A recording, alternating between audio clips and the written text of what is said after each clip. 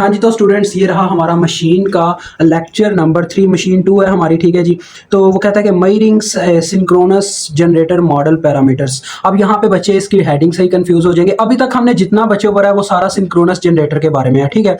तो यहाँ पे हम क्या करेंगे जी, मेजर्स करेंगे। यानी फॉर एग्जाम्पल आप मार्केट में जाते हो सिंक्रोनस जनरेटर लेने, ठीक है, जनरेटर लेने चले गए, तो आप किस तरह से ये चीज चेक कर सकते हो कि कौन सा जनरेटर ज्यादा अच्छा है। ये चीज चेक करने के लिए आपको ये पैरामीटर्स आपकी मदद करेंगे, ठीक है। तो चलो अब स्टार्ट करते हैं। यानी कि मेन चीज इसमें हम सीखेंगे कि कैसे हम किसी एक सिंक्रोनस जनरेटर की वर्किंग को एनालाइज कर सकते हैं कि वो किस तरह से वर्क कर रहा है, ठीक है। तो चलो आओ, सबसे पहले फर्स्ट पॉइंट है हमारे पास द रिलेशनशिप बिटवीन, यानी इससे हमें क्या क्या मतलब पैरामीटर्स मिलेंगे। सबसे पहले हमें यह पता चलेगा the relationship between field current and flux. अब ये फील्ड करंट कौन सी है, आईएफ बच्चों, फील्ड करंट आईएफ की बात कर रहा है। आईएफ करंट आपको याद होनी चाहिए, वो वाली करंट है जब हम मतलब के आपको याद होना चाहिए क्या नाम है, जो रूटर हमारा होता है जिसकी साइड पे हम जब डीसी वोल्टेज बैटरी कनेक्ट करते हैं और उसमें करंट फ्लो करना स्टार्ट करता है और वो उसका रूटर क्या है जी, इस तरह से रोटेट करना स्टार्ट कर देता है, उसमें रोटेटिंग मैग्नेटिक फील्ड पैदा हो जाता है। मैं थोड़ी सी इसकी शेप यहाँ पे ड्रा करता हूँ ताकि ना कुछ बच्चों को याद भी आ जाए। तो एक ये रेजिस्टर था हमारा आर एडजस्टेबल इसके अंदर, ठीक है बच्चों। उसके बाद एक अपना आरएफ और एक अपना इंडक्टर एलएफ। ये मैं आपके लिए ड्रा कर रहा हूं, मुझे ड्रा करने की कोई ज़रूरत नहीं थी। और यहाँ पे प्लस, यहाँ पे माइनस, ये वीएफ वोल्टेज आ गए और इस तरह से हमारा एक एरो, ठीक हो गया जी। और इसमें जो करंट फ्लो कर रहा होता है उसका नाम होता है आईएफ, जिसे हम कहते हैं फील्ड करंट। और बच्चों देखो होता क्या है जी, मैं अब आपको ना ये शेप वैसे ड्रा करनी थोड़ी जरूरी भी बन जाती है। अब इसके आगे ना मैं सिर्फ एक सर्किट ड्रा करूंगा। वैसे 3 फेज वोल्टेज प्रोड्यूस होते हैं इसके, इस सर्किट के थ्रू, ठीक है, 3 फेज वोल्टेज प्रोड्यूस होते हैं। लेकिन यहाँ पे मैं क्या क्या कर रहा हूँ, यहाँ पे सिर्फ आपको बताने के लिए मैंने ड्रा करना है, इस वजह से मैं 3 फेज की बजाय 1 फेज बस ड्रा कर रहा हूँ। ये देखो,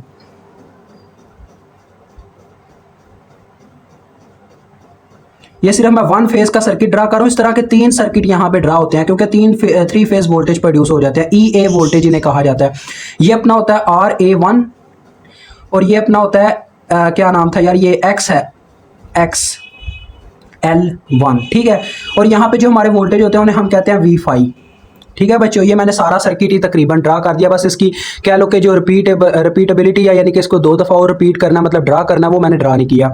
तो वो कहता है कि यानी कि इस मतलब कि मेजरिंग करने से, यानी कि ये मॉडल के पैरामीटर्स मेजर करने में हमारे पास क्या क्या आ जाएगा। एक तो हमें रिलेशनशिप पता चल जाएगा कि फील्ड करंट और फ्लक्स के दरमियान रिलेशनशिप क्या है, और इसी के थ्रू मतलब कि अगर हम इन दोनों का रिलेशनशिप चेक कर लेंगे ना तो हमें यह भी पता चल जाएगा कि फील्ड करंट और ईए के दरमियान क्या मतलब, ईए कौन से होते हैं, इंटरनल जनरेटेड वोल्टेज जिसे कहा जाता है, ईए वोल्टेज, ठीक है। ये ईए वोल्टेज नहीं कहते, वैसे मैं क्या गया हूं, इंटरनल जनरेटेड वोल्टेज इनका नाम है। इन दोनों के दरमियान भी हमें रिलेशनशिप पता चल जाएगा। अब कुछ बच्चे बोलेंगे सर ये कैसे हो सकता है, हम तो देखो मैं यहां पे ये बता रहा हूं, ये जरा गौर से देखिएगा। हम रिलेशनशिप चेक कर रहे हैं आईएफ और फ्लक्स के दरमियान, ठीक है। तो हमें ये कैसे पता चल गया, यानी कि इन दोनों के दरमियान रिलेशनशिप कैसे पता चल जाएगा, फील्ड करंट और ईए के दरमियान। क्योंकि देखो बच्चों मैंने आपको ये इक्वेशन पढ़ाई थी, EA is equal to K phi omega, याद है ना, ये हमने डिराइव भी की थी। अगर डेरिवेशन नहीं याद तो मैं डेरिवेशन भी किए देता हूं, ये चेक करना। इसकी डेरिवेशन यार यहाँ पे ये सारा लेक्चर खराब हो रहा है, चलो कोई बात नहीं, आपके लिए यार सब कुछ जायज़ है। √2 ये बराबर था हमारा EA is equal to √2 NC, और उसके बाद था अपने पास फार्मूला, मुझे भी थोड़ा थोड़ा भूला हुआ है क्या था यार, अपने पास फाई था और भी थी चीज़ें कुछ, और हमारे पास था बच्चों पाई एंड एफ, बिल्कुल ये फार्मूला था। तो देखो पाई एफ, अब यहाँ पे होता क्या है जी, हमने आपको याद होगा ओमेगा का फार्मूला होता है, ओमेगा होती है एक एंगुलर फ्रीक्वेंसी जो बराबर होती है 2 पाई एफ के, ठीक है। यानी कि एंगल के लिहाज से जो फ्रीक्वेंसी होती है उसे हम एंगुलर फ्रीक्वेंसी कहते हैं, ओमेगा, ठीक है। तो इस इक्वेशन में हम वो K phi ओमेगा कैसे बनाते हैं जरा गौर कीजिएगा। जो K है ना इसमें वो बराबर होता है बच्चों, जरा गौर कीजिएगा, NC ओवर √2 के, ठीक है। तो मुझे देखो करना क्या पड़ता है, यहाँ पे मेरे पास NC ओवर √2 नहीं है, यानी कि मुझे बटे में √2 चाहिए K बनाने के लिए इस इक्वेशन में। अगर मैं वो प्रूफ करना चाहता हूँ तो मैं इस इक्वेशन को मल्टीप्लाई दे दूंगा √2 से और डिवाइड करवा दूंगा √2 से, ये दोनों काट के फिर से वही इक्वेशन आ जाएगी, कोई फर्क नहीं पड़ा इक्वेशन को, ठीक है। तो देखो इससे वो प्रूफ हो जाता है, देखो कैसे, ये आ जाएगा √2 मल्टीप्लाई होके 2, तो 2 पाई एफ बन जाएगा। देखो ये दो सारे आपस में मल्टीप्लाई हो रहे हैं ना, तो 2 पाई एफ बन गया, जिसकी जगह हम क्या लिख सकते हैं, ओमेगा, ठीक है। फाई अपनी जगह पे एज इट एज, और दूसरे नंबर पे देखो ये √2 ये √2 मिलके 2 बन चुके और 2 पाई एफ से ओमेगा आ गया, लेकिन ये बटे वाला √2 रहता और ये NC रहता, तो NC ओवर √2 बन गया, ठीक है। यानी कि NC ओवर √2 आ गया हमारे पास। और यही हमारी इक्वेशन थी कि ई ए इज इक्वल टू के फाई ओमेगा, क्योंकि ये के बराबर होता है। के एक कांस्टेंट है, क्योंकि स्टूडेंट्स ने हमें के की यानी कांस्टेंट वैल्यू ही देनी है इस चीज़ ने। तो ये बस आपका इस तरह से एक प्रूफ है, ठीक है। आप आगे आ जाओ। मैं जितना इस यानी कि बच्चों इसको एक्सप्लेन करूंगा ना, उतना आपको ज़्यादा मज़ा आएगा समझने में भी और ज़्यादा समझ भी आएगी। तो देखो आगे कहता है कि इससे हमें सिंक्रोनस रिएक्टेंस भी मिल जाएगी, यानी कि हम सिंक्रोनस रिएक्टेंस भी निकाल सकेंगे। अब ये क्या चीज़ है, अब ये भी कुछ बच्चों को नहीं पता होगा। सिंक्रोनस रिएक्टेंस बच्चों, ये जो XL1 हमने लिखा हुआ है ना, इसी की जगह हमारे पास ओवरऑल की वो बात कर रहा है, यानी कि सिंक्रोनस जनरेटर की जो ओवरऑल रिएक्टेंस होती है ना, उसको हम मेंशन करते हैं XS से। वो इसकी बात कर रहा है, यानी कि हमें ये भी मिल जाएगा, यानी इस मेजरमेंट में हमें इसकी वैल्यू भी मिल जाएगी। उसके बाद वो कहता है आर्मेचर रेजिस्टेंस। ये तो यार सबको पता होना चाहिए, रेजिस्टेंस मींस आर और आर्मेचर का मतलब ए, यानी कि आर ए की बात कर रहा है। इसकी मदद से, यानी कि इस थ्योरम की मदद से या कह लें इस प्रैक्टिकल की मदद से हम आर ए की वैल्यू भी कैलकुलेट कर लेंगे। तो अब आ जाओ असल मुद्दे पे। हम बच्चों इसमें वैल्यूज कैसे मालूम करते हैं? देखो इसके दो तरीके होते हैं। हम पता क्या करते हैं, एक दफा यानी ये आपको सर्किट तो पूरा समझ में आ गया ना, आपको ये भी याद होगा, मैंने ये भी प्रीवियस फार्मूला लेक्चर्स में बताया था कि एक जब हम इसको ओपन छोड़ते हैं तो यहाँ पे कोई लॉस नहीं आता, direct E A V phi के बराबर आ जाती होती है, ठीक है। तो वो होगा ओपन सर्किट टेस्ट, ठीक है।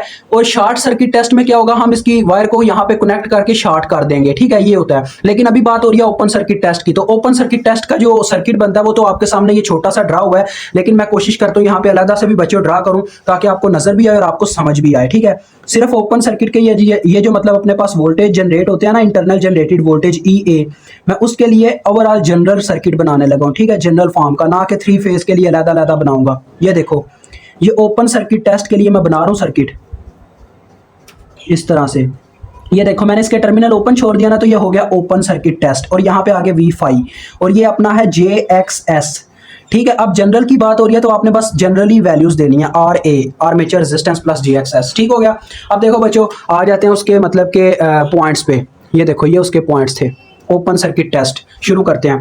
सबसे पहला पॉइंट वो कहता है turn synchronous generated at rated speed, यानी आपने पता है क्या करना है, आपको पता है जब हम जनरेटर को ऑन करते हैं तो कैसे करते हैं, उसमें पहले फ्यूल भरते हैं ताकि वो प्राइम मूवर मतलब कि वो एज अ वर्क करे, उसको मैकेनिकल एनर्जी बना के देने के लिए, ताकि वो आगे उसको इलेक्ट्रिकल एनर्जी में कन्वर्ट करके दे सिंक्रोनस जनरेटर जो, ठीक है।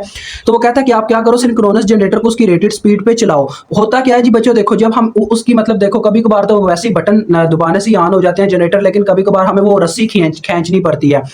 तो जब उसकी रस्सी कह लें फॉर एग्जांपल हमने रस्सी खींच के जनरेटर ऑन किया, तो पहले उसको ना स्टेबलाइज होने के लिए यानी कि उसकी रेटेड स्पीड पे जाने के लिए थोड़ा टाइम लगता है, थोड़ा सा टाइम लगता है, बहुत ही कम लम्हा होता है। उतने आपने क्या करना है जी, उस लम्हे तक इंतजार करना और उस जनरेटर को उसकी रेटेड स्पीड पे लेके जाना। यानी ऐसे ही आप मार्केट के अंदर खड़े हुए और आप जनरेटर को टेस्ट कर रहे हो, आपने उसकी रस्सी खींची और उसकी रेटेड स्पीड पे ले गए, ठीक है। आपने दो तरह से उसे चेक कर लेना है। आगे देखो, यानी कि एक दफा ओपन सर्किट टेस्ट ले लेना है और एक दफा short circuit test. Open circuit test में हम लोड नहीं डालते, असल में ये इस वजह से यहाँ पे ओपन है क्योंकि यहाँ पे जब हम लोड डालेंगे तो ये कनेक्ट हो जाएगा, यही ये चक्कर होता है, ठीक है। तो देखो आगे उसमें पॉइंट भी लिखा हुआ है कि डिसकनेक्ट ऑल लोड, आपने उस जनरेटर के साथ कोई लोड भी कनेक्ट नहीं करना, ये वो कह रहा है। आगे वो कहता है कि सेट IF टू 0। अब IF टू 0 का क्या मतलब है, यानी कि बच्चों देखो वो कहना चाह रहा है कि जो आपने मतलब कि डीसी उसको डीसी वोल्टेज दे रहे हो ना, जिसकी वजह से IF यानी कि फील्ड करंट अपनी मूव कर रही है, ये इफ आपको लग रहा होगा, मैंने भी ये गलती से इफ लिख दिया था, लेकिन ये IF है, ठीक है, यानी कि फील्ड करंट है। तो वो कहता है पहले आपने फील्ड करंट को क्या करना है, 0 पे सेट करना है, ठीक है, यानी उसको ग्रेजुअली इंक्रीज करना है। ये नहीं करना कि एकदम से उसको फील्ड करंट भी दिया हो और वो बस जी जनरेटर भाग रहा है और आपने बोला बहुत अच्छा चल रहा है चलो जी लेके चलते हैं घर, ऐसा नहीं करना। आगे वो करता है इस स्टेप के बाद आपने क्या करना है जी, जब जनरेटर रेटेड स्पीड पे आ गया आपने IF की वैल्यू को इंक्रीज करना है ग्रेजुअली, मतलब कि कह लें कि लम्हा बा लम्हा उसकी स्पीड जो करंट की वैल्यू है वो बढ़ाते जाना है। यानी कि बच्चों होता क्या है, फील्ड करंट, अब देखो असल में कभी कभार ऐसा भी होता है आपके घर में ना, मतलब कि आगे देखो आपने फ्रिज ऑन कर दी तो जनरेटर को ज्यादा बिजली जनरेट करना पड़ता है क्योंकि आर्मेचर रेजिस्टेंस आर्मेचर करंट की वैल्यू बढ़ जाती है एकदम से जब लोड बढ़ता है, ठीक है। तो आर्मेचर करंट की वैल्यू बढ़ेगी तो वो फील्ड करंट भी ज्यादा मांगेगा, यानी वो पीछे से ज्यादा वोल्टेज की मांग करेगा। तो लिहाजा इसलिए हम क्या करेंगे, ये लेक्चर लंबा होने वाला है तो पूरी तसल्ली के साथ सुनिए, कोई जरूरत नहीं है भाग के जाने की। तो लिहाजा वो क्या करता है जी देखें, वो जाके IF की वैल्यू हम ग्रेजुअली इंक्रीज करते हैं, तब जाके वो फिर से लोड स्टेबलाइज होता है। तो वो पहले कह रहा है कि आप क्या करो जी, ये चीज़ चेक कर लो कि आप फील्ड करंट को कहाँ तक बढ़ा सकते हो, यानी कि उसको ग्रेजुअली इंक्रीज करके चेक करते जाओ। आगे वो कहता है कि VT, अब ये VT क्या है, ये टोटल वोल्टेज है बच्चों जो आपको यानी कि लोड पे मिल रहे हैं, वो कौन से V5, यानी कि ये जो VT है इज इक्वल टू V5 के है, ठीक है।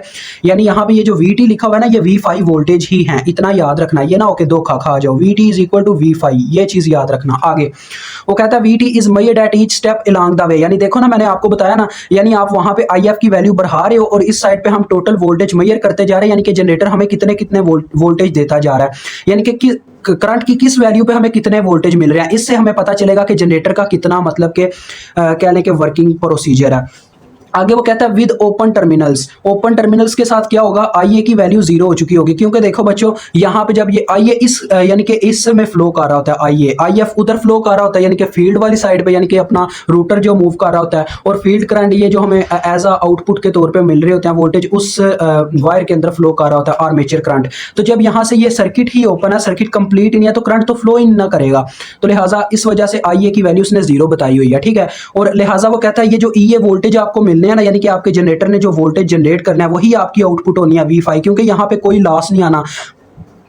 बच्चे देखो जब ये सर्किट मुकम्मल ही नहीं होगा, इसमें से करंट फ्लो ही नहीं करेगा, तो सारे के सारे वोल्टेज इनडायरेक्टली V5 के इक्वल आ जाएंगे, यानी जितने यहाँ पे जनरेट हुए होंगे। तो इसी वजह से उसने बोला EA is equal to V5। Now वो कहता है now it's possible to construct a plot, यानी कि आप एक ग्राफ ड्रा कर सकते हो between EA VT and IF, यानी EA और VT ये आपस में इक्वल है ना, इसी वजह से उसने इसमें कामा डाला हुआ है, यानी कि एक ही चीज से बोला हुआ है वोल्टेज, ठीक है। इंटरनल जनरेटेड वोल्टेज, यहाँ टोटल वोल्टेज और फील्ड करंट के दरमियान। तो देखो बच्चों ये उसने ना नीचे ग्राफ ड्रा किया हुआ है। ग्राफ समझाने के बाद मैं आपको एक बात इसमें बताता हूँ। देखो Y एक्सिस प्रेजेंट कर रहा है वोल्टेजेस को और X एक्सिस फील्ड करंट को। तो देखो क्या होता है जब हम देखो जब मैं ऐसे मतलब कि क्या करता हूँ, जो DC वोल्टेज हमने बैटरी लगाई हुई है या फ्यूल का इस्तेमाल करते हैं, जो भी इस्तेमाल करते हैं जनरेटर को चलाने के लिए, तो जब हम इस्तेमाल करते हैं और उसकी रस्सी खींचते हैं वो ऑन होता है, एकदम से उसके वोल्टेज बढ़ते हैं। आपने कभी नोटिस करना है कि वो एकदम से आपके ना उसका ऊपर मीटर कहीं जनरेटर्स का लगा होता है कि इतने वोल्टेज हमें मिले हैं। कभी कभार आप वोल्ट मीटर से भी चेक कर सकते हो, ठीक है, उसके लोड वाली साइड पर जाके। तो आपने चेक करना जब आप उसको ऑन करते हो एकदम से उसके वोल्टेज राइज कर जाते हैं, ये चक्कर होता है। फिर एक पॉइंट आता है वो स्टेबलाइज हो जाता है, फिर आप चाहे जितना मर्जी मतलब पीछे से DC वोल्टेज देते रहो DC अपना क्या नाम है DC वोल्टेज की सप्लाई देते रहो, वो उसी पॉइंट पे स्टेबलाइज रहते हैं। उस वक्त तक वो स्टेबलाइज रहेगा जब तक आपका सर्किट ओपन है। जब यानी ओपन का मतलब आप कोई लोड नहीं लगा रहे, यानी कि आगे आपने कोई फ्रिज नहीं ऑन किया, कोई पंखा नहीं लगाया घर का, इस वजह से वो स्टेबल है। जो ही वो ऑन करोगे फिर से आपकी ये जो कर्व है ना, ये फिर से क्या होगी, डिस्टर्ब हो जाएगी, इसकी कोई और शेप बन जाएगी। लेकिन अभी आपका ओपन सर्किट टेस्ट है, इसी वजह से देखें यहाँ पे ये लिखा भी हुआ है ओपन सर्किट कैरेक्टरिस्टिक्स, ठीक हो गया। तो मुझे उम्मीद आपको ये तो समझ आ गया। अब एक बात मेरी जहन में बिठा लेना, ओपन सर्किट का जो प्रोसीजर है ना वो हम इस्तेमाल करते हैं किस चीज के लिए, ताकि हम फाइंड आउट कर सके वोल्टेज V5 टोटल वोल्टेज अपने। और जो शॉर्ट सर्किट का प्रोसीजर होता है वो हम इस्तेमाल करते हैं करंट फाइंड आउट करने के लिए। ये जो आर्मेचर करंट इसमें फ्लो कर रहा होता है IA। अब बच्चों मैं आपको कुछ चीज समझाऊंगा, आपको ना एक जरा कह लें मेमोरी याद करवाना चाहता हूँ। जिन बच्चों ने उसे सही तरीके से पढ़ा उन्हें तो याद होगा। नॉर्टन्स थ्योरम में हम जब करंट को मालूम करने लगते थे, आपको पता है नॉर्टन थ्योरम में हम एक तो करंट इस्तेमाल करते करंट फाइंड आउट करते थे एक R थेवेनिन कट लगा के, तो हम शॉर्ट वायर के साथ रिप्लेसमेंट करते थे। तो इससे याद आता है हमें कि करंट जब भी मालूम करनी है शॉर्ट सर्किट का प्रोसीजर इस्तेमाल होगा। और वोल्टेज जब हम निकालते थे किसकी मदद से, अपने थेवेनिन थ्योरम की मदद से। तो हम ओपन सर्किट का इस्तेमाल करते थे, मतलब उसको कट लगा के वहां पे ओपन सर्किट छोड़ के वोल्टेज मेंशन कर देते थे VOC। तो लिहाजा वोल्टेज के लिए ओपन सर्किट प्रोसीजर होता है और करंट के लिए शॉर्ट सर्किट प्रोसीजर होता है, ठीक है। अब नेक्स्ट पेज पे चलते हैं और आपको शॉर्ट सर्किट प्रोसीजर समझाते हैं। ये आपका फर्स्ट पॉइंट क्लियर हो गया, बस यहीं तक था, ठीक है। तो हाँ तो बच्चों ये आ जाओ आप अपने शॉर्ट सर्किट टेस्ट पे। तो ये देखो ऊपर वैसे मैंने मेंशन किया हुआ है कि CCT is equal to circuit, इसका मींस सर्किट है, ठीक है। तो देखो बच्चों शॉर्ट सर्किट में वो पीछे वाला वही है, मतलब कि यहाँ पे हमने बैटरी वो अटैच की हुई है DC, यहाँ पे मैंने वो सर्किट नहीं है दोबारा से बनाया जहाँ से आपको मतलब कि आपका router rotating magnetic field produce करके आगे ये 3 फेज वोल्टेज प्रोड्यूस करता है, वो मैंने यहाँ पे ड्रा नहीं किया, डायरेक्ट वही सर्किट ड्रा किया जो हमारे काम आना है। अब देखो पहले क्या था, हमारा जो V5 था वो यहाँ पे ओपन था हमारा सर्किट। अब ओपन नहीं, हमने लोड लगा दिया। लोड क्या लगाया, उसने बोला था शॉर्ट सर्किट टेस्ट, यानी कि शॉर्ट सर्किट टेस्ट मेथड की मदद से हम करंट फाइंड आउट कर सकते हैं। इस वजह से हमने शॉर्ट सर्किट किया, यानी कि लोड हमारा एक ऐसा ही है, वैसे तो फिजिकली तौर पे, यानी कि फिजिकली मींस प्रैक्टिकली तौर पे हमारी लाइफ में, नेचुरल लाइफ में ऐसा पॉसिबल तो नहीं है कि कोई ऐसी चीज हो जिसके थ्रू आपका मतलब कि क्या नाम है वो बिल्कुल ही मतलब कि शॉर्ट सर्किट मींस कि कोई वोल्टेज ड्रॉप ना आए किसी वायर में, ठीक है। यानी कि ऐसे ही आपने क्या किया, लोड के ऊपर जहां पे आपको लोड मिलता है, यानी कि वोल्टेज सप्लाई मिलती है, करंट मिलता है, इलेक्ट्रिक करंट, इलेक्ट्रिकल एनर्जी, वहां पे आपने बस एक वायर को कनेक्ट करवा दिया दोनों पोल्स के साथ, तो क्या हुआ, उसमें से करंट फ्लो होकर पूरा सर्किट मुकम्मल हो गया। तो उस करंट के अंदर भी बच्चों कोई ना कोई वोल्टेज लॉस आता है हमारी प्रैक्टिकल लाइफ में, क्योंकि उस करंट का भी अपना कोई ना कोई रेजिस्टेंस होता है, ठीक है। तो चलो आओ पढ़ते हैं इसको, क्योंकि ये तो अपना मतलब आइडियल है ना, तो आइडियल में हम क्या करते हैं, उन नेचुरल लॉसेस को इग्नोर कर देते हैं। तो सबसे पहले वो करता है फिर से वही काम, बच्चों देखो फिर से वही काम है। पहले तो क्या कहता है, एडजस्ट कर लो फील्ड करंट को जीरो पे। आपने अभी मतलब ओपन सर्किट टेस्ट ले लिया, वोल्टेज देख लिया कितने, अब आप करंट चेक करने लगे हो। आपने क्या करना है, वो जो आप सप्लाई दे रहे थे आईएफ की, यानी डीसी बैटरी के वोल्टेज आपने बढ़ाए हुए थे, उसको टोटली जीरो पे ले जाओ, आपकी फील्ड करंट जीरो हो जाए। और फिर क्या करो, पहले टर्मिनल्स को शॉर्ट कर लो। पहले ये हमें सारा प्रोसीजर समझा रहा है, एंड शॉर्ट द टर्मिनल्स। कौन से टर्मिनल, ये वाले V5 वाले। आगे वो कहता है देन मैयर, अब आपने मैयर करनी है आईए करंट, यानी जो इस सर्किट के अंदर फ्लो करना स्टार्ट होगी, शॉर्ट इसको शॉर्ट वायर कनेक्ट करने की वजह से, क्योंकि सर्किट अब मुकम्मल हो गया, अब तो करंट फ्लो करेगा। और IL as the IF increases. अब बच्चों यहाँ पे कुछ बच्चे धोखा खाते हैं, वो कैसे, देखो हमने यहाँ पे लोड लगाया हुआ है ना, यानी ये लोड या ना यहाँ पे ही लोड कनेक्ट करेंगे ना, तो ये जो आईए करंट है ना, ये लोड करंट के ही बराबर होती है। इसको आर्मेचर करंट भी कहा जाता है, लोड करंट भी कहा जाता है। तो ये ना हो कि न्यूमेरिकल के अंदर आईएल की वैल्यू दी गई और आप बोलो यार आर्मेचर करंट की तो वैल्यू गिवन ही नहीं है। तो ये इस चीज से भी धोखा नहीं खाना, because IA is equal to IL, और ये आप मशीन 1 में पढ़ चुके हुए हो कहीं लेक्चर्स में, ठीक है। अब आगे आज वो कहता है, तो लिहाजा IF जैसे हम इंक्रीज जब करना स्टार्ट करते हैं तो फिर क्या होता है जी, IA कैसे मालूम की जा सकती है, देखो डायरेक्ट यार ओहम्स लॉ का फार्मूला देखो। टोटल हमारे पास जो मतलब कि वोल्टेज है यहाँ पे जिसमें से करंट निकली है, वो है EA वोल्टेज। वोल्टेज और रेजिस्टेंस फार्मूला होता है ना करंट का, according to Ohm's law V is equal to IR होता है, और ओहम्स लॉ के अकॉर्डिंग I बराबर होती है V ओवर R के। तो यहाँ पे देखो वोल्टेज है हमारे पास इंटरनल जनरेटेड वोल्टेज EA, जबकि जो टोटल रेजिस्टेंस है ये दोनों आपस में सीरीज में कनेक्टेड है, तो वो देखो इन दोनों का सम बटे में आ गया RA प्लस GXS, ठीक हो गया। और इसका बाद में प्लॉट भी किया गया, ग्राफ मैं आपको बाद में बताता हूं। देखो आगे आ जाओ, वो कहता है to understand what kind of information these two test gives, यानी कि ये चीज समझने के लिए ये जो दो हमने टेस्ट किए हैं, एक शॉर्ट सर्किट टेस्ट और एक ओपन सर्किट टेस्ट, वो हमें कौन सी इंफॉर्मेशन दे रहे हैं, ये हमें ये नीचे वाली कुछ जो इंफॉर्मेशन है ये बताएंगे। अभी वो वाले पॉइंट आ जाएंगे जो मैंने आपको बोला था कि V5 वोल्टेज हमें यहाँ से मिलेंगे और IA करंट यहाँ से मिलेगी, ठीक है। और ये देखो बच्चों, ये इसका ग्राफ है, ये मैं आपको ग्राफ समझाए देता हूँ। जब शॉर्ट सर्किट करैक्टरिस्टिक्स की बात आती है ना, तो पता क्या होता है, देखो फील्ड करंट के दरमियान और ये आर्मेचर करंट के दरमियान है, जो जो हम फील्ड करंट बढ़ाते जाते हैं आर्मेचर करंट ऑटोमेटिकली बढ़ता चला जाता है, यानी ये बिल्कुल एक स्लोप बनती है। स्लोप यार इसको क्या, स्लोप तो नहीं, स्ट्रेट लाइन को हो, स्लोप तो बोलूंगा तो वो तो कर्व हो जाएगी ना, तो बिल्कुल एक स्ट्रेट लाइन बनती है, यानी जैसे जैसे IF बढ़ता जाएगा IA भी बढ़ता जाएगा, आर्मेचर करंट भी बढ़ता चला जाएगा। अब आ जाओ नीचे, बस ये आपका लेक्चर ओवर होने लगा। अब वो कहता है कि V5 is equal to zero in short circuit test, कि क्या हुआ जी, शॉर्ट सर्किट टेस्ट के अंदर V5 वोल्टेज जीरो हो गए, क्योंकि V5 वोल्टेज देखो जब शॉर्ट हमने वायर को कर दिया तो V5 वोल्टेज तो जीरो ही होंगे ना, यानी उस वक्त तक उसके इसके क्रॉस कोई वोल्टेज नहीं आएगा जब तक हम यहाँ पे कोई लोड नहीं लगाएंगे। अगर मैं यहाँ पे लोड लगाता तो उसके भी अपने कोई ना कोई वोल्टेज होते, ठीक है बच्चों। आगे वो कहता है in short circuit test the internal impedance of machine is, मेन हमारा जो इस पूरे यानी कि लेक्चर का मेन मुद्दा था वो था इंपीडेंस कैसे निकाली जा सकती है। ये वैसे ज्यादा इसका इंपॉर्टेंस रखता है, लेकिन आपने पूरे लेक्चर को इंपॉर्टेंस देनी है, ठीक है। तो देखो ये इसका फार्मूला आ गया GS, यानी कि इसकी इंपीडेंस यानी कि इसकी रेजिस्टेंस की बात हो रही है। असल में रेजिस्टेंस को उस वक्त इंपीडेंस करार दे दिया जाता है जब उसमें इमेजिनरी पार्ट्स आ जाते होते हैं, ठीक है। इमेजिनरी मतलब कि कैपेसिटिव रिएक्टेंस आ जाती है या इंडक्टिव रिएक्टेंस आ जाती है, इसमें इंडक्टर की रिएक्टेंस आई है, इस वजह से क्या कहा गया, इंपीडेंस कह दिया गया। ZS इज इक्वल टू, देखो ये इस तरह से निकाली जाएगी RA square plus XS square, जो कि बराबर होता है EA ओवर IA, यानी कि देखो डायरेक्ट ओहम्स लॉ है कि R बराबर होगा, रेजिस्टेंस बराबर होगी वोल्टेज ओवर करंट के। तो यहाँ पे रेजिस्टेंस की बजाय हमारे पास है रिएक्टेंस, तो रिएक्टेंस बराबर होगी वोल्टेज ओवर करंट के। तो वोल्टेज इसके लिए क्या थे, EA वोल्टेज थे, जबकि करंट IA थी, इस वजह से यहाँ पे आ गया EA ओवर IA। तो अब ये फार्मूला आपने याद रखना है, ठीक है। तो बच्चों ये भी आगे जाके वो कहता है कि जैसा कि हम जानते हैं कि देखो वो कहता है कि एक्स एस की जो वैल्यू होती है ना वो आर ए से यानी इस रेजिस्टेंस से बहुत बड़ी होती है, तो लिहाजा हम आर ए को इग्नोर कर सकते हैं यानी कि इसको जीरो कर सकते हैं। तो ये भी इक्वेशन आपके लिए काबिल कबूल है कि X S is equal to, क्योंकि जब ये जीरो हो जाएगा तो देखो एक्स एस का स्केयर रूट से कैंसिल, तो इक्वेशन आ गई X S is equal to E A over I A. इसका पता है क्या मतलब है? देखो अगर आप एक्सपेरिमेंट कर रहे हो ना, अगर आप मेजरमेंट्स करते हो उसके लिए, तो आपने पता क्या करना है, अगर ज्यादा एक्यूरेट आपको आंसर चाहिए ना कि आपका जो मतलब प्रोजेक्ट है ज्यादा एक्यूरेट तौर पे वर्क करे, तो आपने इसका यानी इसमें आर ए की वैल्यू को इग्नोर नहीं करना। अगर आप चाहते हो चलो 0.2 का फर्क आ जाए, 0.02 तक का फर्क आता है, 0.02 या 0.04 इस तरह से थोड़ी सी वैल्यू का फर्क आता है।